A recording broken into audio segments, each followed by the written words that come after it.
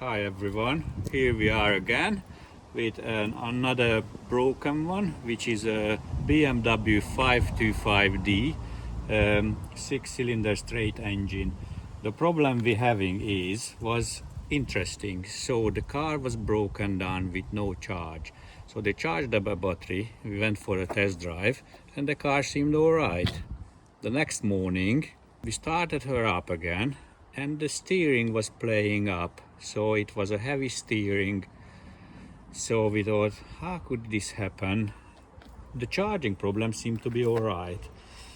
And then we went to the engine bay and we looked at it, and as you put the pressure on a hydraulic pump, the belt stops turning. So how can this be happen? So the engine was running but the pump was stand still. So we show you what we did was.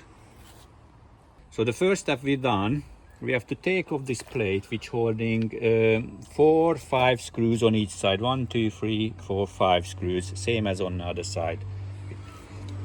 So once you've taken all the screws out, you have to lift this plate up, but you have to be careful because there is an opening wire behind, so you have to plug it out, and then you could remove this one to the top of the engine.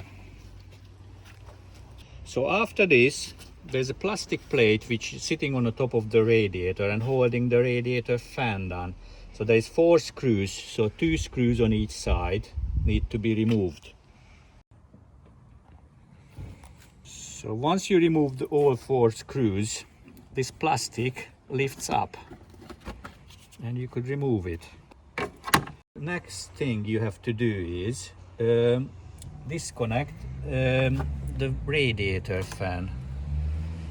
You have to push the 2 sides and you could lift it out. Once you've done that, the radiator fan should slide up.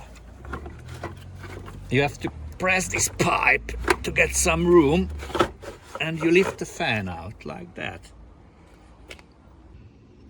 So then you see this pulley up here, this is the tensioner.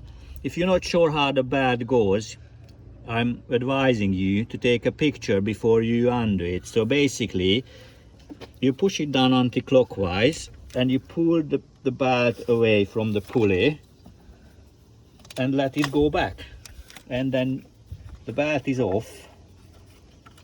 And if you look down, you see our problem. So the crank pulley is completely gone. You see the rubber and it moves like that. So the pulley shouldn't come off like that, should it? It's completely gone. Turn around and chew the rubber. So the pulley on the end of the crankshaft held by 4 Torx head bolts. So that's the next step you have to do, just remove all 4 of them. So once you remove all 4 bolts, you will be able to take off the pulley like that. And it's full of rubber inside. 2 days later. Here we are again, a few days later. Our new pulley, which is used, has arrived. But it looks like in a good condition, so we try it on because the genuine BMW pulley is so expensive. So we just try to save some money. We're using a second-hand one which seemed to be in a good condition. So let's put it back together. So we placed our pulley in position and then we put 1 bolt in, which we're tightening up, and then we gonna put all the other 3 in. So and we come back once we've done that. And once you set up your torque wrench for the BMW required torque set, you torque the 4 bolts down. So once the pulley has torqued down, you have to put the belt back on. So you push the tensioner down and then the belt should slide back on.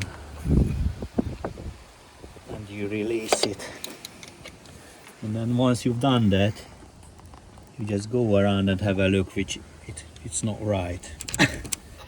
So there is the front belt which drive the aircon pump.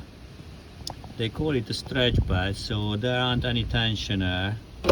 So how we've done it, you put it on a crank pulley, and one of you holding it to the EC compressor pump, and then you turn the crank pulley all around clockwise, and eventually the belt jumps onto the aircon pump as well. It's a bit of a job, but you can do it. So here we have the engine running, nice and smooth, and we hook up a multimeter which shows 14.5, which is perfect for charging. So we call it a fix.